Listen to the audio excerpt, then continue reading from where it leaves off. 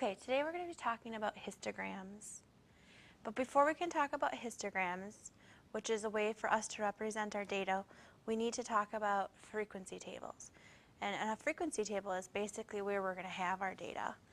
But the difference between a frequency table is that our data is going to be grouped into intervals. Okay, so our frequency table groups data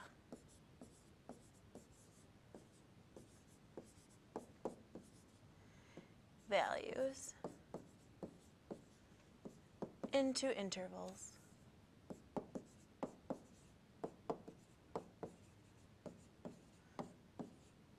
Okay, so the data that you're going to have is not going to just be for a single number, but for a group of numbers. And one thing you will notice with the frequency table is going to be that all the intervals have the same amount of numbers between them. So it's going to be very important for not only the frequency tables, but for the histograms as well, that you recognize that the groups or the intervals have the same amount between them. Along with that, frequency is just the number of times that the data values occur in that interval. So it's the number of data values in the interval.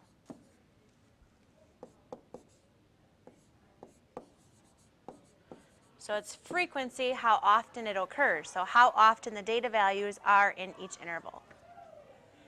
And that leads us to our last vocabulary word, histogram. And as you will remember from yesterday, from the activity, the histogram is just a bar graph that shows the frequency of data values, but in intervals. So a bar graph that shows frequency, how often something is occurring,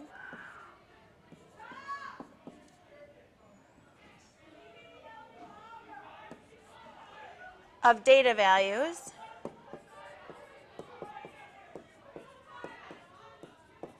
in intervals of the same size.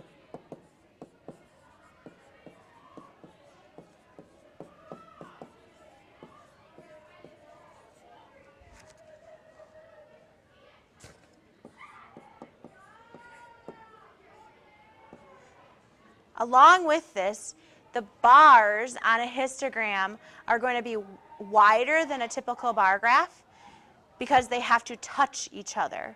And they all should be approximately the same width as each bar goes across. So the bars,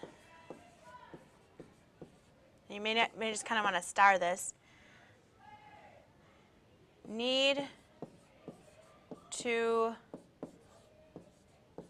touch, and the width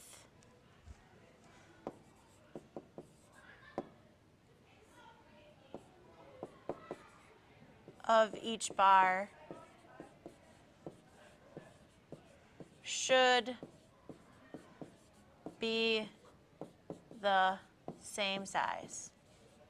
Just like the intervals had to match, the bars should also match as well.